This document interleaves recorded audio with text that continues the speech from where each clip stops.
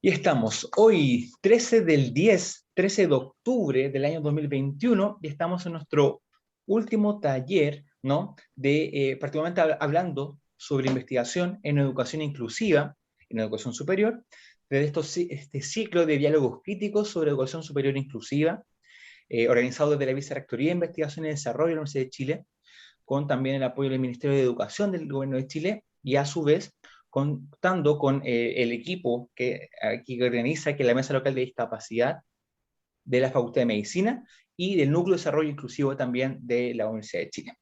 Es un gusto estar con ustedes, es un gusto estar con las tremendas invitadas del día de hoy, y también estar cerrando estas tremendas instancias de los talleres sobre diálogos críticos, ¿no? Y sobre educación inclusiva.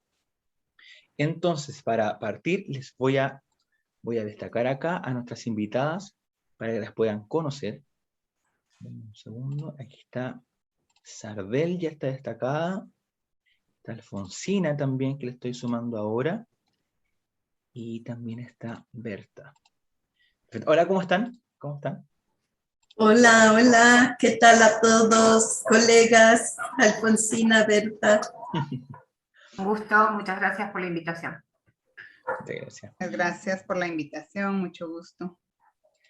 Les comento un poco de nuestras invitadas. Está Berta Girard, ella de la Universidad de San Carlos de Guatemala, y es nuestra representante de Guatemala, que es este espacio también internacional de los diálogos. También está Alfonsina Angelino, de la Universidad Nacional de Entre Ríos, de Argentina, también una referente latinoamericana sobre el tema, y Sardel Jacobo, de la Universidad Nacional Autónoma de México, un representante de México del día de hoy. Y la idea es que podamos conversar con ellas. Primero nos cuenta un poco su experiencia sobre cómo ha sido trabajar en estos temas, con una pregunta guía, ¿sí? La pregunta guía que tenemos preparada es la siguiente. ¿Cuáles son los principales desafíos y necesidades a los que se ha visto enfrentada la investigación en educación inclusiva de las personas con discapacidad en la educación superior? ¿Sí? Entonces tenemos aquí unos minutitos para que Sardel pueda partir, dar su experiencia, Alfonsina y Berta, y de ese diálogo entre ellas que puedan plantear sus puntos, vamos a dar espacio para 2 preguntas de asistentes en este espacio, ¿ya? A su vez, mientras que esta persona está dando las preguntas, Natacha les va a mandar un link que está por acá en el chat. Natacha, que es parte del equipo de trabajo, que ese link es para que ustedes puedan inscribirse y podamos certificar su asistencia a la actividad del día de hoy, ¿ya? Ahí Natacha lo acaba de poner. Entonces ustedes, quienes se están sumando acá, recuerden rellenar ese link, porque solo así vamos a poder certificar su asistencia con un certificado del equipo del día de hoy, ¿ya? Eso entonces, sin más, partamos entonces con nuestro diálogo, y Sardel, te doy el espacio para que tú puedas responder la pregunta en primer lugar. Bueno, primero, pues buenos días a todos, muchísimas gracias. De México soy Sardel Jacobo. Agradezco la invitación que Pato, nuestro colega Pato, que nos encontramos siempre en Guatemala, y quizá en otros lados, ¿verdad? Me hizo esta agradable invitación y con gusto participo, pero quiero hacer extensivas las gracias a Álvaro, Valentina, todo el equipo, Fabricio, que está con nosotros, y es un gustazo estar con las colegas. Ya me acordé de Berta, claro, de nuestros encuentros en Guatemala, nomás dijeron Guatemala y dije, claro, Berta y Alfonsina, pues un gusto de compartir. Para mí, el desafío mayor que tenemos en México es un rezago brutal en educación superior.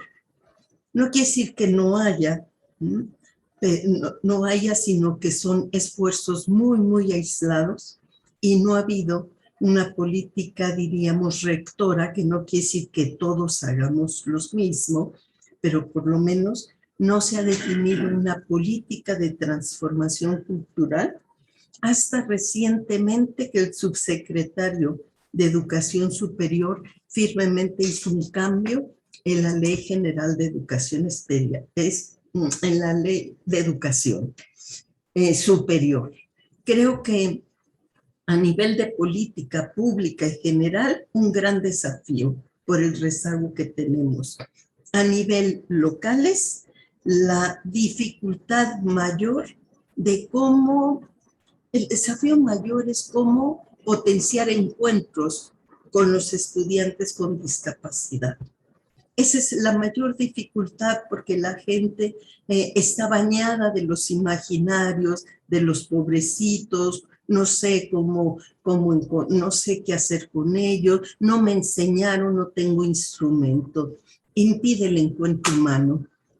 Y el mayor desafío es cómo a través de gestar experiencias para poner en encuentro a los agentes que vivimos en las universidades. Estos dos son, por un lado, política pública, definida por el, digamos, el Estado, pero pues no es porque se le ocurra al Estado. Es decir, hay una exigencia y clamor histórica por ahí, de tantas historias de estudiantes que han salido e inclusive demandado a la universidad, justamente apelando a sus derechos. En fin, el otro desafío son las prácticas. ¿Cómo movemos las prácticas? Porque los discursos los tenemos de inclusión. Quizá hay que empezar a interpelar los discursos, ¿no? Y entrar a las prácticas. Bueno, esa es mi primera opinión. Perfecto, muchísimas gracias. Vamos entonces con la persona que sigue, que solamente para confirmar la minuta, si me equivoco es Alfonsina. Dame un segundo, Alfonsina, que te destaco para que te veas el tamaño. Ahí estás. Perfecto. Hola, hola a todos. ¿Cómo les va? Un placer, una alegría compartir este espacio con queridas compañeras y compañeros de las redes. Con algunos nos conocemos más personalmente, con otros creo que nos conocemos en el trabajo de sostener apuestas, como decía Sardel, ¿no? De sostener apuestas que siempre son apuestas contracorriente, ¿no? Yo pensaba algunas cuestiones, digamos, por la brevedad del espacio, como para abrir, situándome en lo que entenderíamos en esta pregunta que vos traías, Álvaro, serían los desafíos de la investigación en educación superior, ¿no? Y en ese sentido, ascribo a lo que dice Sardel, en nuestros países, en Argentina no es distinta la situación en relación a las normativas y prácticas en educación superior y cómo eso impacta negativo o positivamente en la incorporación creciente de personas con discapacidad a la universidad. En eso lamentablemente compartimos un diagnóstico, entiendo, a escala latinoamericana, y también creo que compartimos el diagnóstico que las modificaciones o los cambios que ha habido en nuestras universidades han estado asociadas no tanto al movimiento dentro de las universidades, sino más del empuje de las propias organizaciones de personas con discapacidad hacia la universidad, ¿no? Y esto es importante porque esto implica también la necesidad de que las agendas que vamos construyendo no prescindan más ya, ¿no?, de las alianzas estratégicas con les sujetes, digamos, ¿no?, en primera persona, las organizaciones, los espacios activistas de quienes se constituyen para el debate político sobre derechos, en este caso al derecho a la educación superior, como cuestión. Entonces esa me parece un gran desafío, que nuestras universidades ha tenido experiencias más o menos consolidadas, pero que sigue siendo un tema pendiente, ¿no? Cómo articular estratégicamente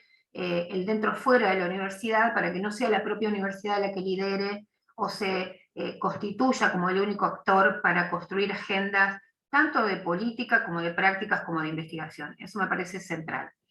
En clave de la investigación en educación superior creo que hay como distintas líneas que podríamos marcar como los desafíos y necesidades, ¿no? Por un lado, refundar, y implica refundar la propia, o sea, romper con la herida colonial que la universidad pública en nuestros países tiene, digamos, ¿no? Y en ese sentido refundar lógicas de investigación que rompan la tradición colonial, sexista, racista y capacitista que todavía la investigación tiene en nuestras universidades, y en ese sentido pensar apuestas de imaginar agendas o perspectivas que posicionen una perspectiva interseccional crítica como horizonte de la acción, para pensar que las metodologías de las investigaciones posibiliten romper los esquemas que hoy, por ejemplo, impiden en nuestras universidades que las propias personas con discapacidad sean investigadores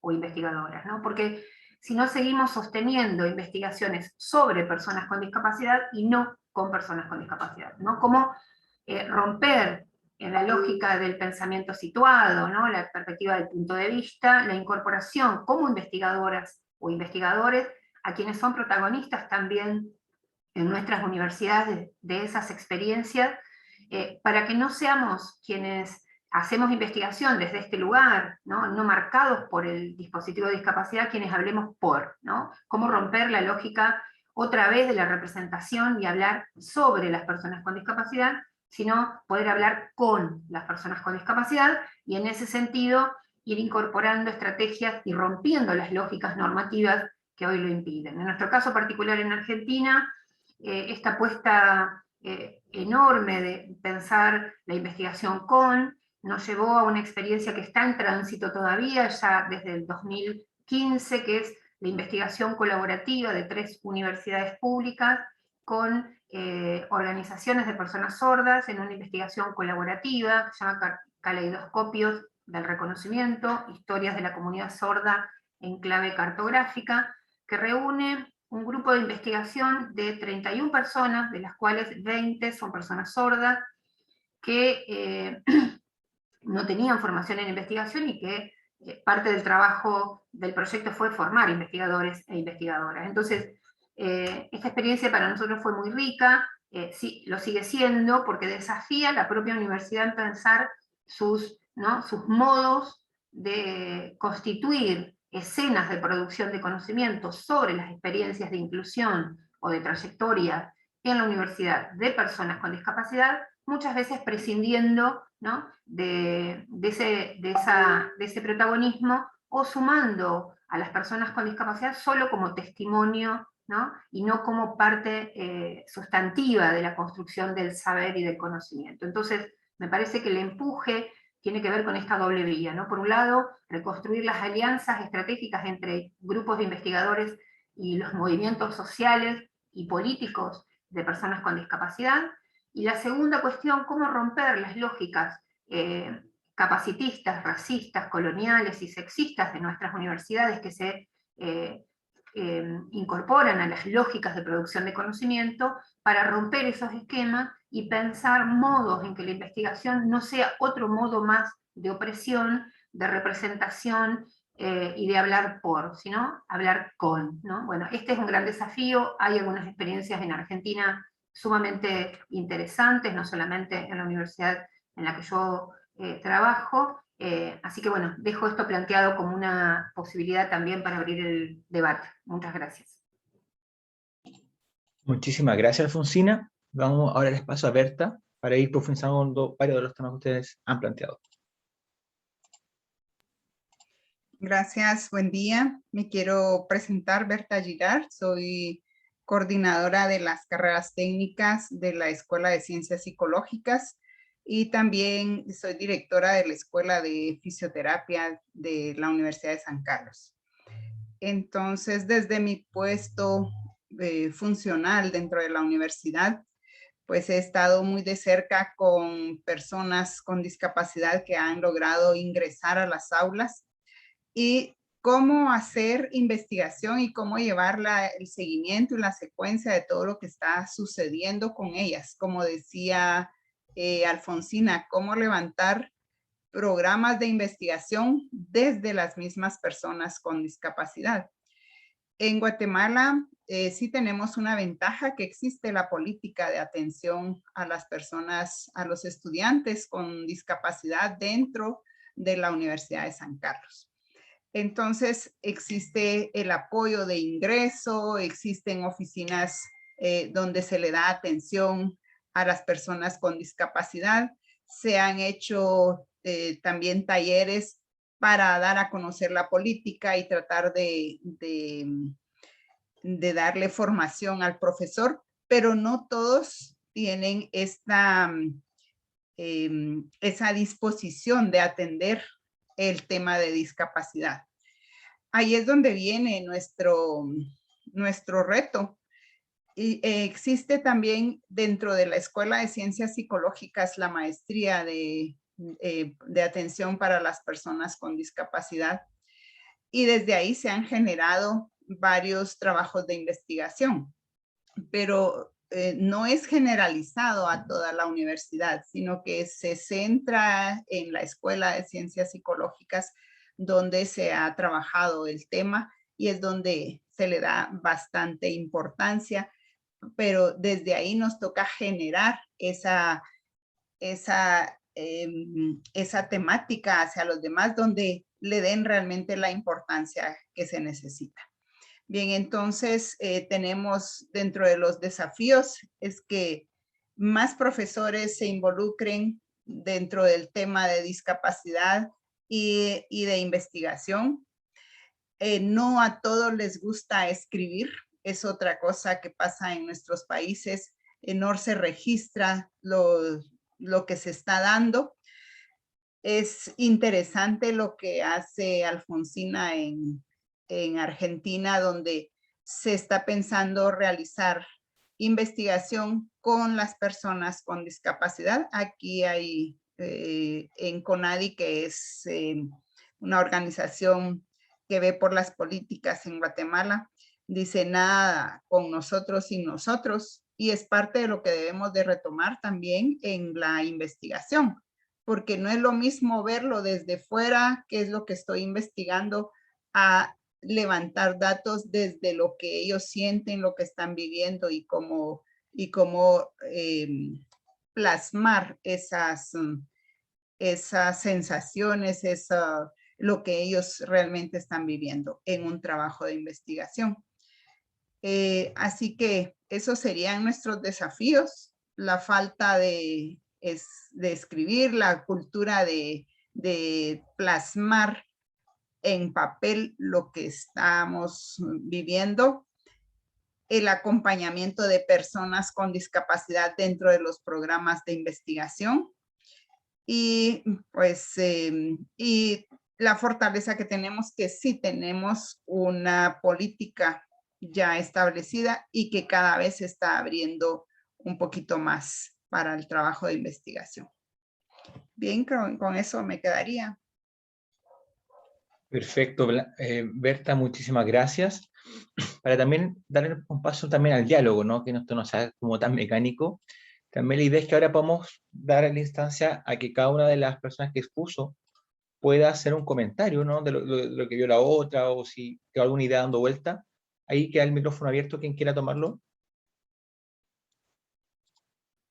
Yo, pensando un poco esto que decía Berta, y en honor también al trabajo sostenido que decía inicialmente venimos haciendo como red, también en Argentina hay políticas. Lo que decía yo compartiendo con Sardel es que esas políticas y esas prácticas aún no alcanzan a mellar la tradición, exclusión presente en nuestras universidades, digamos. Muchas veces las políticas y las prácticas están sostenidas en esfuerzos particulares, de grupos, es decir, la universidad todavía no se ha transformado de tal manera de que no sea necesario todo el tiempo tener que estar gestionando con nombre y apellido la transformación de espacios de aula, de circulación, de adaptación de materiales, de producción de materiales accesibles. Entonces, existen políticas, pero siempre en la lógica de la discriminación positiva. La universidad sigue siendo una universidad excluyente,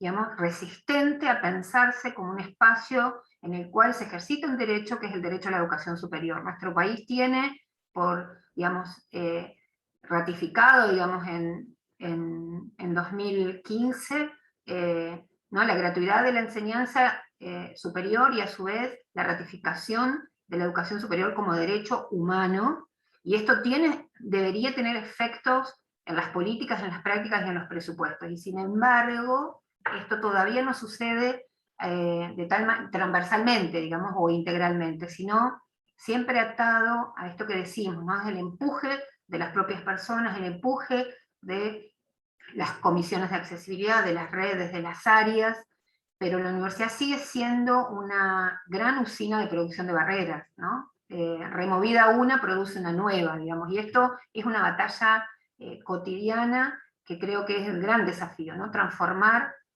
romper esa tradición colonial de nuestras universidades, elitista, capacitista, sexista, ¿no? Que sigue siendo todavía, ¿no? Pero por supuesto reconozco en esto el enorme trabajo que hacemos colectivamente de la Red Interuniversitaria de Discapacidad, que reúne a 51 universidades en nuestro país, y por supuesto a la Red Latinoamericana. Así que aclarar solamente ¿no? para compartir un diagnóstico de nuestra América Latina y sus instituciones, y también reconocer el trabajo que efectivamente se hace con mucho esfuerzo sostenido.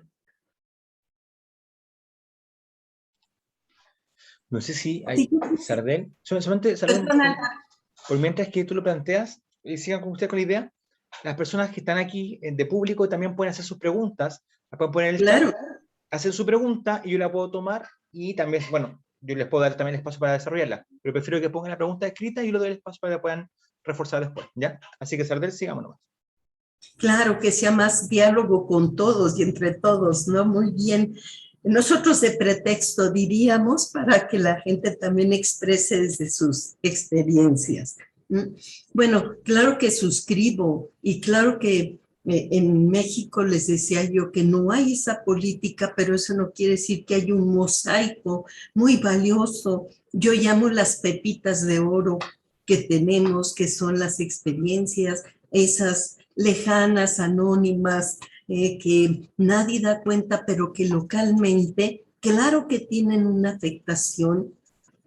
Y cuando digo afectar es que hacen una transformación como unos eslabones de acciones que van como las fichas de dominó, moviéndose todas, ¿no? Todas las que se pueden localmente y nadie puede prever como hasta dónde llegan esas acciones que inician localmente, por muy pequeñas que sean, nadie puede prever hasta dónde lleguen, porque hay una férrea, yo diría, concernimiento, que fue un concepto que nosotros trabajamos cuando evaluamos el sistema básico de México, el sistema básico educativo. Hay un mosaico de pepitas de oro, por supuesto, y por eso la política tiene que considerar y nosotros incidir para que retomen con esas prácticas una forma plural de realizar política. Inclusive yo digo, ya hay que hasta pensarnos esto de la inclusión, porque creo yo que el paradigma de inclusión también está inserto, mal que bien, y no ha podido zafarse de la normatividad.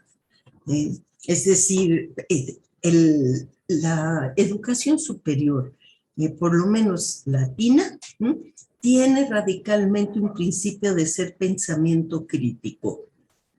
Tiene una misión en tanto formación, investigación y difusión. O sea, por lo menos el lema es que nosotros preservamos el pensamiento crítico para la nación. Es un bien máximo que tenemos. De eso a la realidad implica lo que estamos analizando. Para mí, por supuesto que estamos en una situación crítica porque no solo es un binarismo de norte-sur, es una expansión total, difícil de desmontar, de construir, porque la lógica o la visión del mundo técnico que mostró Heidegger penetra en todos los niveles estructurales y personales. Bolívar Echeverría, por ejemplo, plantea que lo que distingue nuestra modernidad, y duró como 4 siglos para constituirse esta forma de vida y forma de habitar el mundo, decía, es la manera como domina un conocimiento que es el científico en las universidades. Hoy por hoy ese pensamiento científico está atrapado, se ha vuelto prejuicioso en el sentido que Hannah Arendt dice, ha impedido ya pensar el hacer y el quehacer de la función educativa. Sigue una lógica de evaluación, de rendimiento, que Alfonsina lo plantea como un capacitismo, pero creo yo que es una penetración compleja. También tenemos una producción económica que materialmente, no solo en el terreno económico, pero en todas las dimensiones, también hace su impacto. Es decir, tenemos estructuras de origen discriminatorias y excluyentes que no dan las condiciones como para. En Argentina trabajan en la red Alfonsina, en esta red latinoamericana, no con el concepto de oportunidades, sino que habría que cambiar las posiciones, no dar oportunidades a todos porque esas oportunidades tienen un basamento desigual y discriminatorio. Se trata de cambiar las posiciones marginales y discriminatorias que tenemos. Y finalmente, esto se sostiene por el individualismo. Una forma de conseguir el sujeto que Descartes hizo una gran innovación. Con todo se vuelve un prejuicio cuando solo se apela a una manera de pensamiento racional. Creo que Jean-Luc Nancy está planteando ya el pensamiento sensible. Bueno, Jean-Luc Nancy es un francés, y con todo, ¿verdad? El norte, el imperio, el colonialismo, también tiene fracturas, también tiene oposiciones, y de ahí abrevamos también con nuestra historia, nuestras trayectorias, nuestros impactos. Bueno, para mí ese es como un panorama fuerte desafío. Yo estoy en la Facultad de Estudios Superiores Iztacala, que es una facultad descentralizada de Ciudad Universitaria, pero somos de la UNAM. Y desde ahí diríamos, ya localmente quizá habrá oportunidad de hablar de ello. Ha sido muy complicado, pero por fin tenemos una comisión para transformar la FESI, ir intentando dar cuenta de otra manera de ser académico, de actuar académico. Bueno, hasta ahí, perdone si me alargué. No, pero está tremendo lo que aportaste, Sardel. Muchísimas gracias. Berta, no sé si tienes como alguna réplica o un comentario, pero ya tenemos una primera pregunta. Y también le invitamos a la gente que está aquí, que uno recuerde inscribirse en el formulario de certificación de subsistencia, y además todavía nos queda espacio para una pregunta más, así que le pueden escribir. Berta, ¿alguna réplica? Por el momento, pues confirmar lo que están diciendo nuestras compañeras, que creo que son los mismos escenarios que vivimos en todos los países de Latinoamérica. Siempre se trata de abordar el tema, pero no todos tienen esa disposición a acatar el tema, a ser parte de. Siempre, otra vez con lo mismo. Y entonces uno quiere profundizar, quiere ahondar, quiere hacer partícipe a las otras personas. En una ocasión hubo un trabajo de investigación sobre si se conocía o no la política dentro de los profesores de la universidad, y llegaron de ciencias económicas a psicología con la encuesta. Iban a hacer encuestar a 3 facultades, y en la escuela, en la misma escuela, decían, ¿y por qué vienen ellos a hacer investigación acá? Pero no hay una iniciativa desde los profesores de la escuela, hablando de la escuela de psicología, en iniciar esa investigación y saber cómo está el conocimiento de la política, cómo ahondar en estos temas y todo, ¿no? Que en lugar de ser partícipes, es parte de los desafíos que tenemos. En lugar de ser partícipe, criticamos lo que hacen otros, pero nunca lo hacemos. Esa es otra de las situaciones que se da dentro de nuestros medios, y justo lo que hablaba Sardiel dentro de esto, de cómo seguir profundizando. Siempre hay esfuerzos, pero no de un colectivo grande, sino que solo personas específicas, donde siempre está, ya viene él otra vez, ya viene ella otra vez con lo mismo. Pero tenemos que seguir seguir insistiendo para que vayamos produciendo conocimiento y vayamos generalizando. Esa sería mi intervención, apoyando todo lo que han dicho las compañeras y desde la experiencia que tenemos. Perfecto, Berta, muchísimas gracias. Les voy a hacer la primera pregunta que nos envía Sandra Katz, que dice, pues literal, además de celebrar, estar escuchando a estas hermosas mujeres, preguntar si pueden compartir sobre experiencias en investigación junto a personas con discapacidad y desde la intersección y una preocupación. Compartir experiencias y viene la preocupación de ella. ¿Cuánto de lo que se investiga es desde el interés individual y cuánto desde la demanda y necesidad de los colectivos de las personas con discapacidad? Muchas gracias, plantea Sandra. Dejo ahí la pregunta y todavía hay que espacio para una pregunta más. Si quieren que arranque. Sí, no hay problema. Sí, es una pregunta difícil de contestar en tiempo breve, pero haremos lo posible. Gracias, Sandra, por tu pregunta. Dos cuestiones que me parece que son centrales ahí.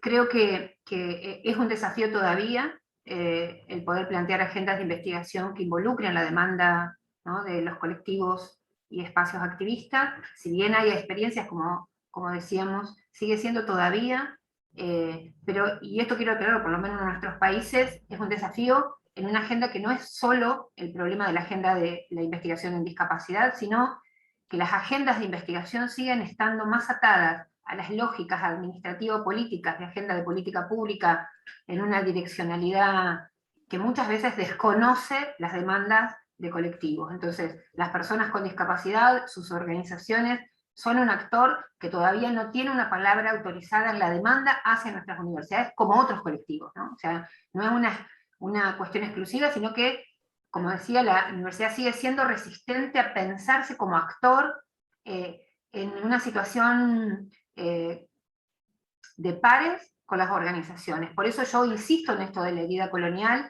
como, ¿no?, faro del saber, como único saber, como racionalidad occidental moderna por excelencia, que lo que hace es pensar que los otros son testimonios, ¿no?, son objetos de investigación, son en todo caso validaciones que se hacen para constituirse como agentes ¿no?, de producción de conocimiento en una voz siempre monóloga, ¿no? Hay una suerte de monólogo que se traduce también en un monolingüismo en los modos de hablar, ¿no? Decimos, la universidad es monolingüe, no solamente en sus lógicas de producción de conocimiento, sino, por ejemplo, en las lógicas de transformación del conocimiento que produce en registros distintos de la comunicación sobre los resultados de investigación, por ejemplo, ¿no? Entonces, hay como desafíos que tienen que ver con recoger esa tradición y transformarla, haciéndola estallar para poder pensar en otras cuestiones. En nuestro caso particular, yo reconozco como parte de las apuestas que no son individuales de la UNER, sino colectivas, como decíamos, un primer hito que para nosotros fue importante, que fue el encuentro de investigadores y organizaciones, que ya se hizo hace unos 10 años, y que implicó pensar, ¿no?, una apuesta de articulación de organizaciones a escala país con universidades, y esto fue una organización con la Universidad Nacional de Córdoba, la Universidad Nacional de La Plata y la Universidad Nacional del Comahue, para decir, bueno, construyamos agendas de investigación comunes, digamos, ¿no? Y esto, la verdad que fue para nosotros una gran apuesta, porque nos devolvió un espejo tremendo de lo que no hacíamos, o de ¿no?, de esta réplica de hablar por y no hablar con, y nos devolvió una necesidad de mirarnos y que este pensamiento crítico, como decía Berta, en algún momento nos impacta a nosotros, ¿no? Porque si no, siempre el pensamiento crítico es hacia afuera, nunca hacia adentro, ¿no? Entonces, nosotros tenemos que pensar qué implica mirarnos críticamente como espacio de conocimiento y de producción de conocimiento y de educación, para poder justamente no seguir reproduciendo esas lógicas excluyentes. Esa experiencia fue muy interesante, siempre la recogemos, hay algunas publicaciones al respecto, se pueden remitir, e implicó la puesta en común, el mapeo de cuáles eran las vacancias en términos de tema, pero también de metodologías, ¿no? O sea, ¿qué implica pensar una investigación colaborativa, en la cual lo colaborativo no sea solo porque en algún momento las personas con discapacidad hablan, sino lo colaborativo en la construcción de los temas, los proyectos, la gestión de ese proyecto, la producción del conocimiento y la comunicación, y sobre todo de la propiedad del saber, ¿no? Porque aquí hay un punto que también se juega, ¿no? De quién es el saber que se produce con personas con discapacidad en el marco de las universidades, y muchas veces las universidades se apropian, se quedan con esa propiedad intelectual y no la comparten, digamos, ¿no? Entonces, si el saber es colaborativo, la distribución también de ese saber tiene que ser colaborativa. Esto es una gran apuesta, porque muchas veces no sucede. Y la tercera es esta cuestión del monolingüismo de ese saber, ¿no? Siempre escrito, en un formato de texto duro, en papel, ¿no? En formatos únicos de lógicas de investigación que siguen formatos ¿no? de pautas de impacto, costes, indicadores, que son lógicas completamente distintas al diálogo y al encuentro de conversación y de producción colaborativa que se puede generar en la perspectiva de una etnografía-demanda, como plantea Rita Segato, ¿no? Entonces, también pensar en las formas de esa producción, no solamente con quiénes, para qué, sino también el cómo, ¿no? Y ese cómo también traducido no solamente en los procesos y los procedimientos, sino también en su comunicación, de manera tal de pensar que el acceso a ese saber no vuelva a ser un acceso excluyente, ¿no? Para algunos, para los que pueden leer un texto académico y comprenderlo, muchas veces reproduciendo esa encriptada lógica del saber, ¿no? De las citas de autoridad. Entonces, hay como muchos movimientos que hacer desde mi perspectiva en esa clave.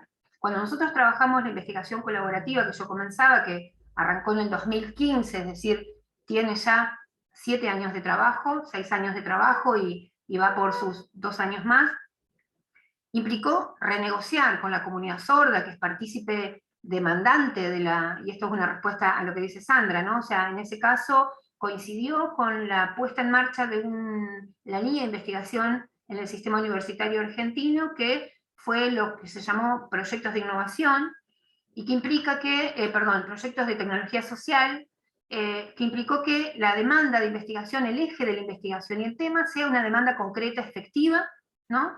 Y explícita de un colectivo o comunidad, y no solamente eso, sino que esa demanda se constituyera como una demanda que implicara la incorporación de los demandantes a los equipos de investigación. O sea, era parte de la, ¿no? de la política, es decir, ustedes tienen que presentar un proyecto que sea demandado por la comunidad, pero a su vez, quienes demandan tienen que ser incorporados a los equipos de investigación.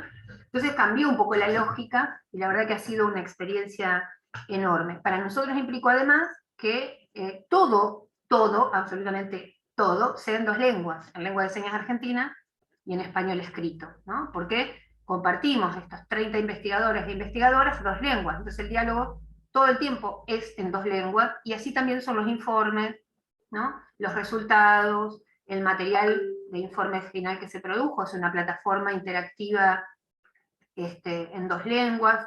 Entonces, esta cuestión, la verdad que para nosotros es una experiencia sumamente potente, porque nos atravesó mucho, y todavía sigue siendo, y implica un desafío al propio equipo y a la universidad. Entender que el secretario de investigación de la universidad entienda que el informe está en lengua de señas, ¿no? Tiene que estar en lengua de señas, o tiene que estar en las 2 lenguas en simultáneo, y que esto no es un capricho, sino es parte de una transformación de esa dinámica de producción en colabor, ¿no? Porque si no, volvemos a la simulación, hacemos como si investigan con nosotros, y después los resultados, ¿no? Y las propiedades intelectuales son nuestras, y también los registros y el usufructo de ese material circula solo en las academias. Entonces, bueno, me parece que eso es una gran apuesta y un desafío en construcción, ¿no? No es algo que esté saldado, sino en construcción,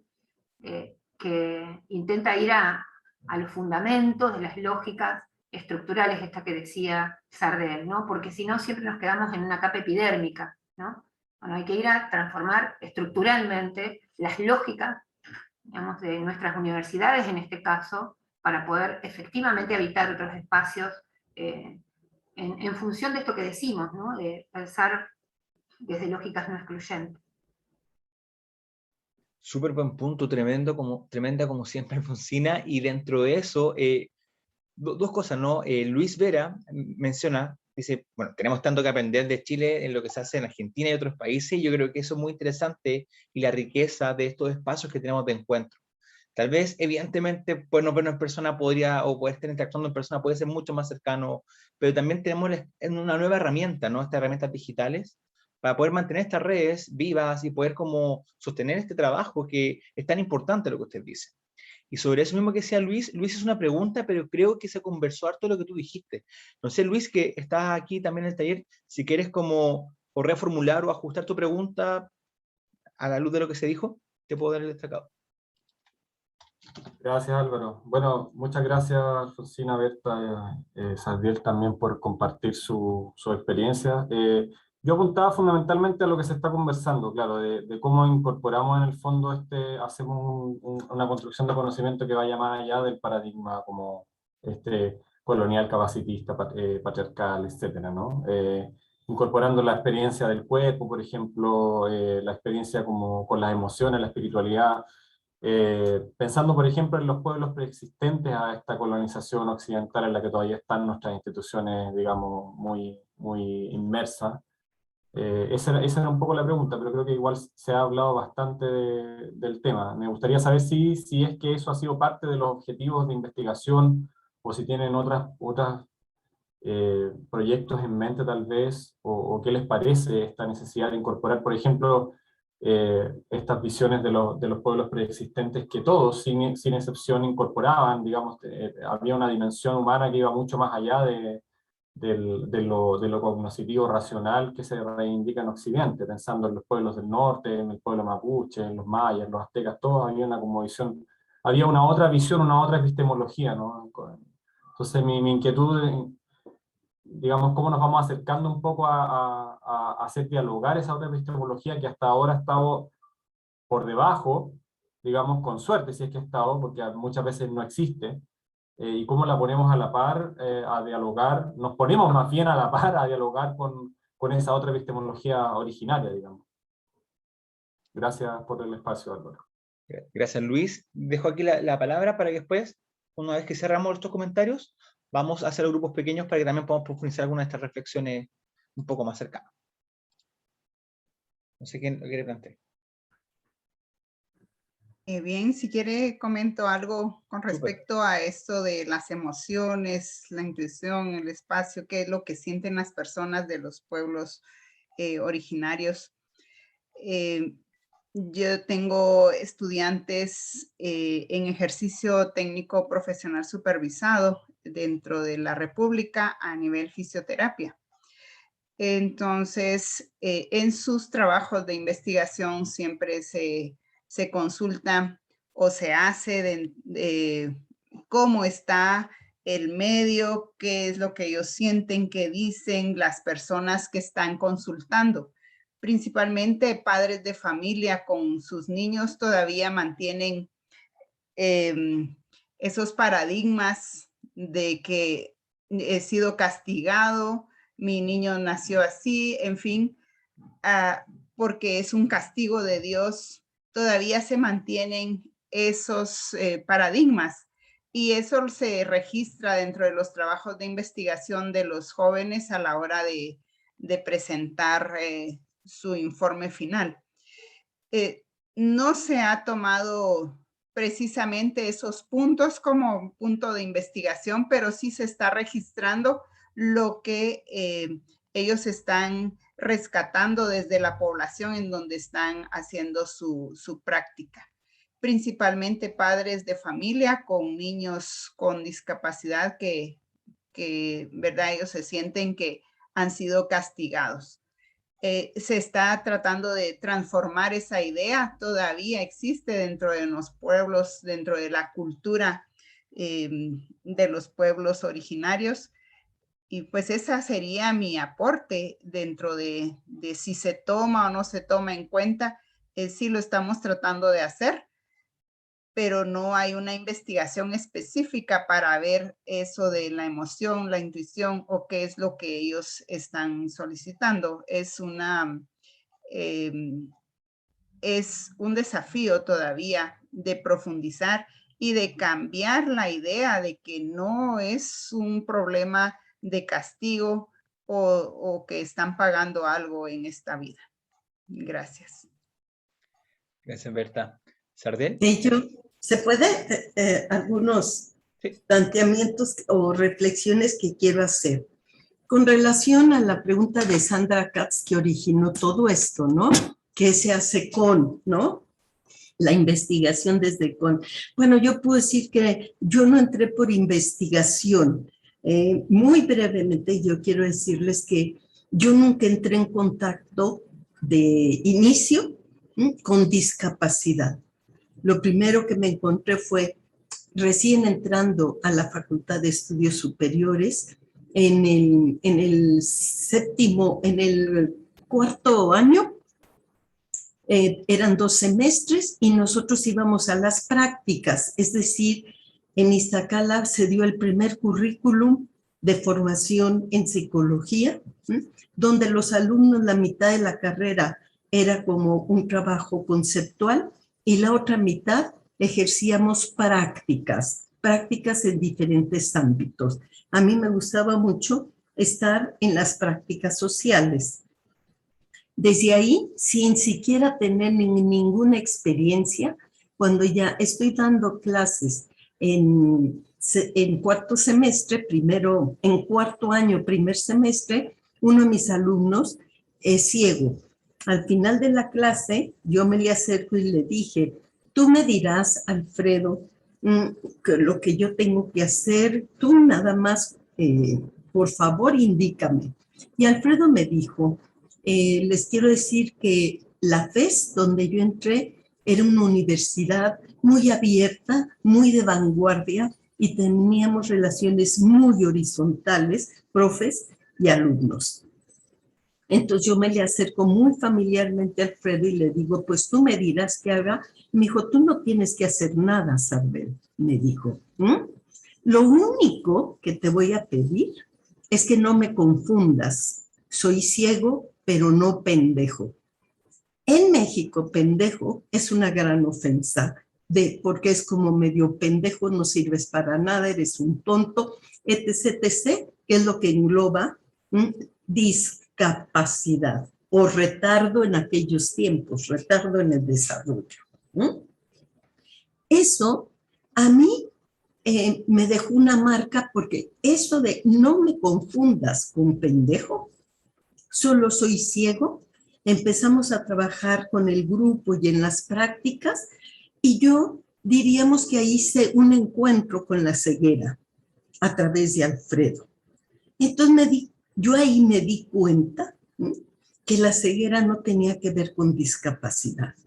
Desde ahí, cuando Alfredo se tituló de la carrera, entró inmediatamente como profesor del área de educación especial para formar, apoyar las prácticas para la gente que teníamos en servicios en la universidad, servicio a la comunidad para los ciegos.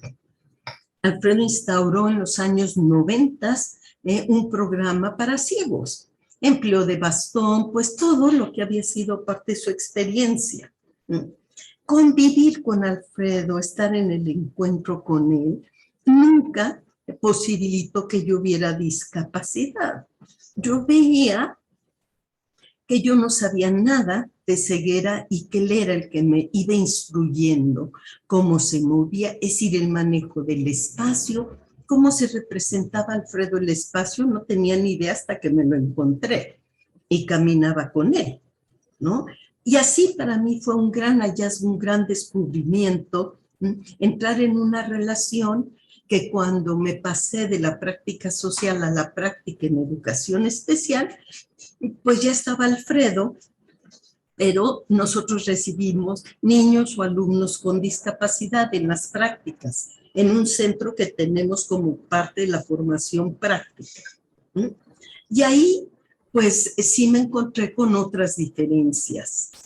Y como yo ya estaba impactada con desmontar el paradigma positivista y dejar de visibilizar el sujeto como objeto de, y que ya las teorías tenían un saber, entré yo a toda una formación sobre educación que tenía que ver con etnografía, otras concepciones de hombre y el psicoanálisis que resaltaba la subjetividad constituyente de los seres humanos.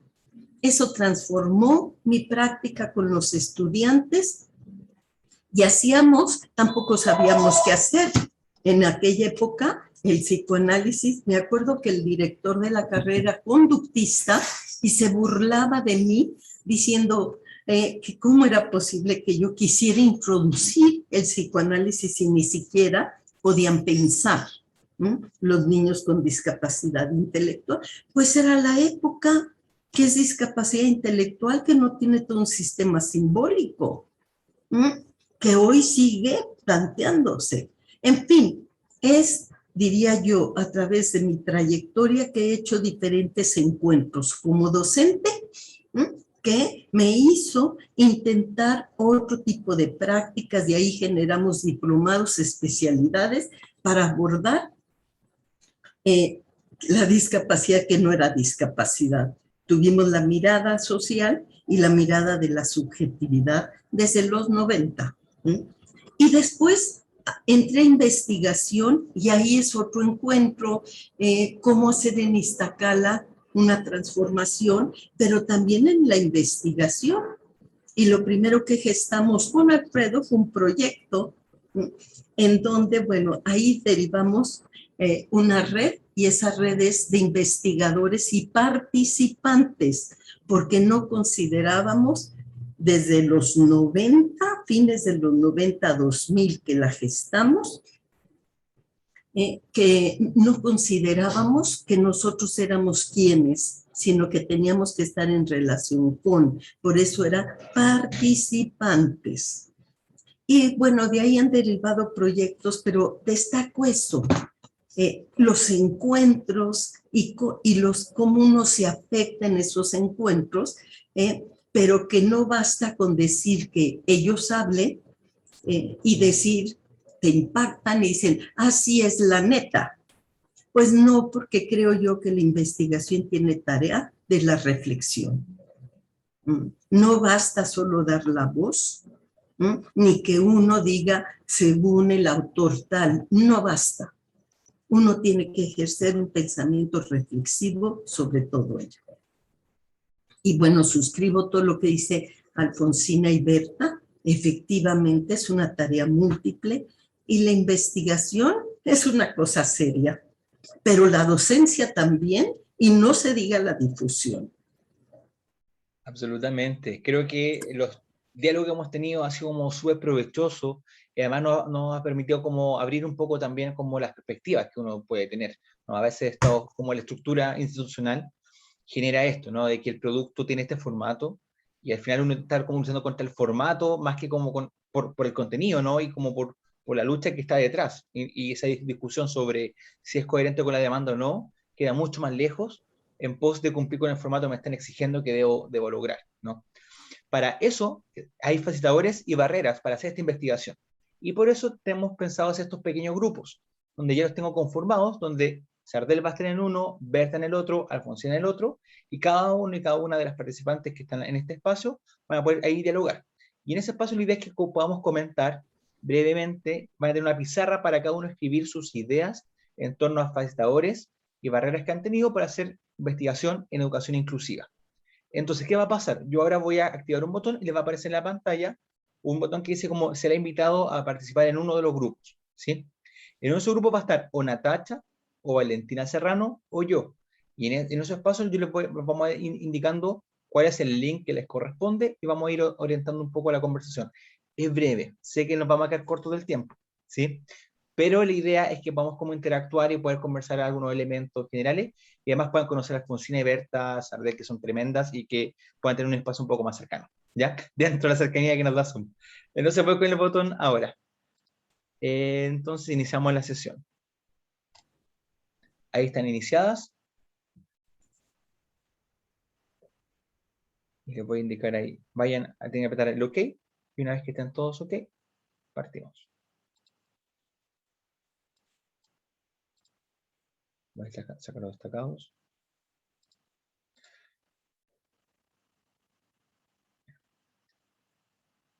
Joel, ¿tienes algún problema para ingresar? Regina, Rocío, Ros. Por eso a ti te dejé, y vamos a pausar aquí la grabación. Y ahora sí, hemos vuelto para hacer la plenaria del grupo de discusión y tenemos 10 minutos para hacer el cierre de la jornada, ¿sí? Entonces, del grupo 1, no sé quién quiere dar las palabras y yo lo puedo anotar en el Jamboard los puntos que quedan pendientes. Le corresponde a Valentina, porque un poco ella puede dar, ¿no? Yo digo, ¿tú qué dices, Valentina?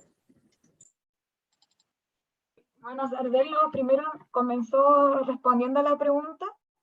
Nos estaba contando que en general depende un poco como de la demanda o la solicitud que haya, el desafío y la necesidad que implica la investigación. Y nos contó algunos ejemplos. Dentro un poco de lo que ya había contado antes, yo lo que me queda y lo que me quedé como pensando ahora, que justo le iba a contestar y salimos de la sala, es que mi reflexión a partir de lo que conversamos es que quizá una necesidad y un desafío importante podría ser como rescatar e identificar el saber hacer de quien está trabajando ahí con la discapacidad y de las mismas personas con discapacidades. Que era como lo de las pepitas de oro que comentaba Sardel. Ahí no sé si quiere complementar. O Natacha, que también estaba presente.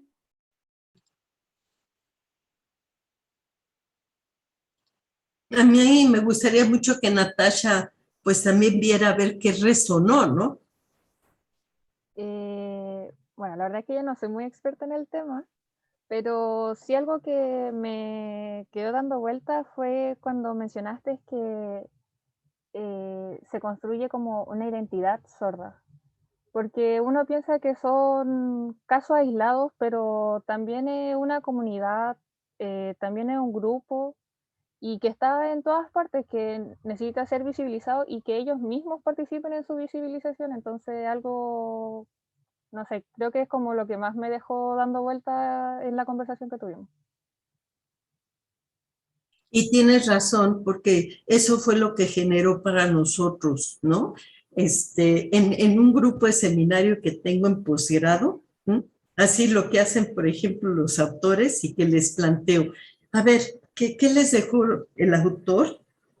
Que siempre lo presento como pretexto para el diálogo y la discusión. Dicen, ay, me dejó volando la cabeza. Bueno, un poco así ocurre con la investigación.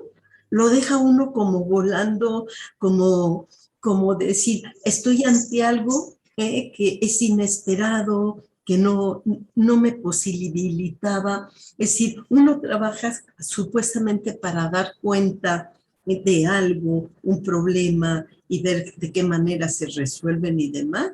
Y cuando entra en campo, resulta que se le voltea a uno la situación, se abre un panorama que jamás había ni pensado ni sospechado, y nosotros mismos que planteamos que la discapacidad es un constructo social, cuando trabajamos con los profesionistas sordos y con 3 profesionistas CODA, nos quedamos impactados porque dijimos, puta, si no hay mayor demostración que la sordera no tiene que ver con la audición, y fue por las trayectorias que nos plantearon a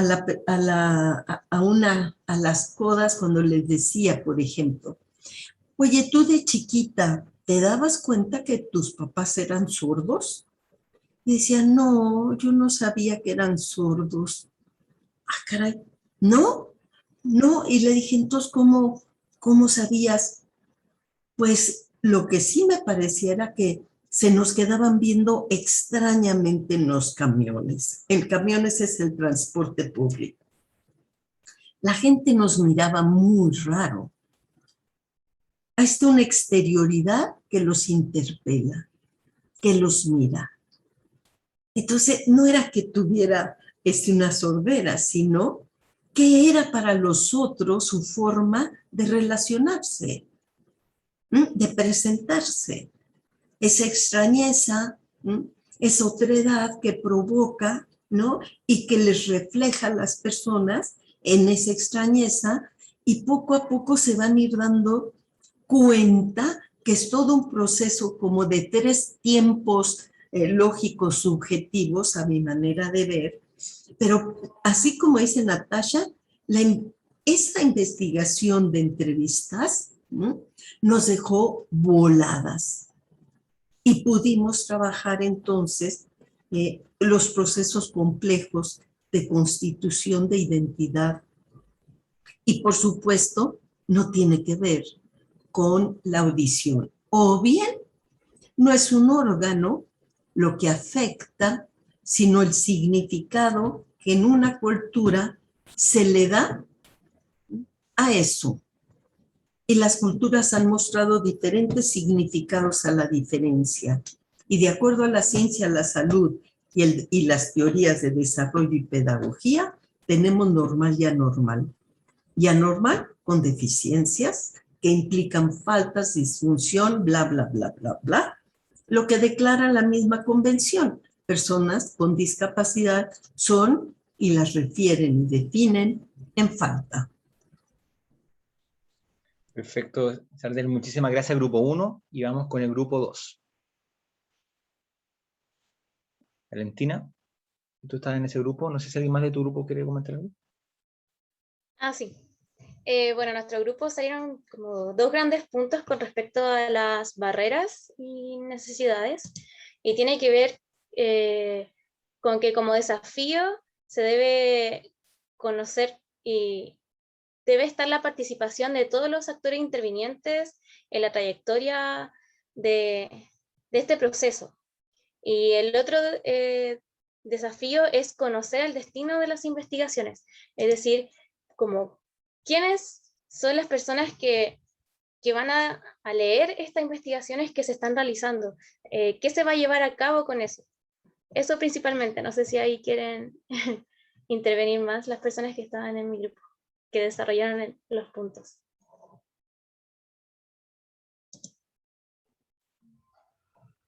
Sí, ahí estuvimos discutiendo al respecto con Sandra y quién era la otra compañera, donde nos preguntábamos a dónde van esas investigaciones, quién las lee, si nuestras autoridades de las universidades leen estas investigaciones para tomar decisiones políticas en cuanto a la atención de personas con discapacidad, o qué curso darle a estas investigaciones, o simplemente son parte de un repositorio y quien las quiera consultar. Yo decía que habría que averiguar o ver quiénes son las que consultan nuestras investigaciones en las bibliotecas para saber hacia dónde va esa información. Es parte de lo que discutimos en el grupo. Perfecto, muchísimas gracias. Y vamos con el último grupo, con el último comentario. Está María José. Sí, de nuestra conversación salió, bueno, primero que hay que considerar la opinión y la participación de las personas en situación de discapacidad cuando se investiga acerca de ellos, como involucrarlos en todo el proceso y también en los procesos de cambio, y evitar la autocomplacencia en los avances y procesos realizados. También cuestionarnos acerca de cómo es posible que ocurran inequidades de la discapacidad. Y bueno, lo que dijo Alfonsina acerca de que los discursos hegemónicos y epistemologías coloniales pueden ser barreras, y el feminismo comunitario y transfeminismo dan conceptos que pueden aportar. Súper. No sé si Alfonsina también quieres comentar algo. No sé, Luis. Sí. Luis iba a hacer un comentario. Luis. ¿O no? Dejo a Luis. Ya, ahí está. No había levantado la mano, la verdad, pero sí, bueno, que discutimos harto sobre el tema como barrera, sobre la participación de las personas con discapacidad, que todavía es escasa. Otra cosa que el tema de hablar sobre en lugar de hablar de y hablar, o sea, hablar con y hablar desde la discapacidad, que también es una cosa que se ha discutido, que es como dejarla, como dice en otra parte del jam, dice dejar la mirada hacia los otros y avanzar en el trabajo con y desde, claro, lo mismo. Eso creo que era todo. Muchísimas gracias. Entonces, solamente para hacer el espacio de cierre, ya que estamos en la hora, vamos a poner nuevamente a nuestras invitadas para que puedan dar sus palabras al cierre. Denme un segundito. Ahí está. Entonces viene Berta ahora y me queda... Ahí está, Sardel. Ya, perfecto. Entonces, palabras al cierre de la jornada para poder ahí hacer un cierre con todos. Alfonsina. Bueno, simplemente decir que celebro el encuentro, creo que el propósito era dejar abiertas cosas, no cerrar. Creo que el imperativo de tener respuestas para todo muchas veces nos obliga, ¿no?, a caer en los clichés, en las respuestas rápidas, y nosotros tenemos que ir por una escucha atenta, por una mirada ampliada, por una ética y una epistemología otra que nos permita romper todos los binarismos que producen y sostienen y legitiman las exclusiones en nuestros países, y eso debe capilarizar todas las prácticas, tanto de la investigación como la docencia, como la extensión, como digamos, los espacios de activismo. Por lo tanto, me parece que aquí lo que se puso en juego fue, bueno, cómo pensamos juntos y juntas algunas otras cosas, ¿no? O desde los lugares que habitamos. Entonces celebro que nos quedemos con ganas de más, celebro que nos quedemos pensando en esto que decía Sardel, ¿no?, con la cabeza estallada para no como catarsis, no como inmovilidad, sino justamente como movilización, ¿no? Porque entiendo que la investigación, si nos sirve para transformar, nos sirve, ¿no? Es parte ¿no?, de la reproducción de más de lo mismo. La investigación, en este caso en educación superior, debe ser una práctica para la transformación, si no, insisto, es más de lo mismo. Entonces me parece que eso quedó súper planteado en distintos registros acá, y celebro, me llevo un montón de preguntas e ideas para también transmitir a los equipos con los que trabajo, ¿no? Así que muchas gracias nuevamente por el espacio. Muchas gracias, Alfonsina, y vamos con Berta con palabras al cierre. Bien, gracias igual por la oportunidad de estar acá con ustedes. Es la primera vez que participo en este grupo. He estado en un encuentro que se hizo en la Ciudad de México hace algunos años. Estuve ahí presente, pero después no he estado partícipe dentro del grupo. Así que igual me llevo muchas ideas para seguir avanzando en la temática. Me permitió eso de quién lee nuestras investigaciones, qué pasa con eso, y hacia dónde va este conocimiento. Y si no hay cambio con lo que hacemos, estamos arando en el desierto. Tenemos que seguir permeando y seguir profundizando, invitando a más personas que se interesen por la temática. Gracias. Muchísimas gracias, Berta. Vamos con Sardel. Últimas palabras al cierre. Yo estoy muy contenta de que me hayan invitado, porque les quiero decir que a mí esta vivencia me ha dejado un poco volada. ¿Por qué? Por esta rapidez. A ver, rapidito, manden sus ideas, ¿no? Que dé pauta para un trabajo, ¿no? Ay, y uno que es tan hablador dice, ay, ¿cómo voy a decir tan en poquito, no? Entonces es así como decir, ay, bueno, está bien, vamos a intentarlo.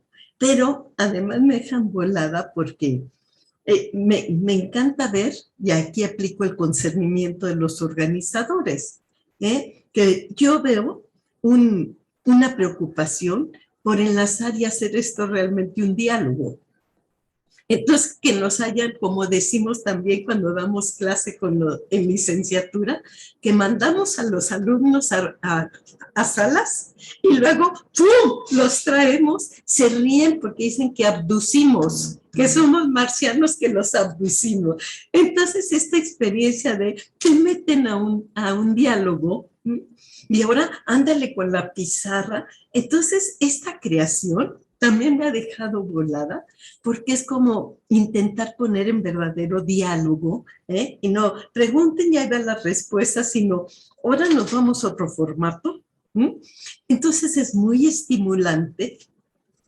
Lástima del tiempo quizá, pero es muy estimulante. Yo veo el esfuerzo de los investigadores y de cómo aprovechan la digitalidad, y entonces ahí nos muestran los lados luminosos y oscuros. No podemos abrazarnos, pero sí podemos hacer lazo, intercambio y diálogo. Y yo me voy un poco volada, pero juren lo que yo voy a decir. Acabo de estar, y yo digo, ya me volaron la cabeza, pues sí, oigan, tenemos que hacer un encuentro, porque en Chile, y eso me pareció maravilloso. Muchas gracias. Muchas gracias, Sardel. Y para parar al cierre, estamos muy felices y Patricio va a ser nuestro para el cierre también, porque el cierre es nuestro trabajo así en digital también. Oye, muchas gracias, qué bonitas palabras, ha sido una hermosa jornada.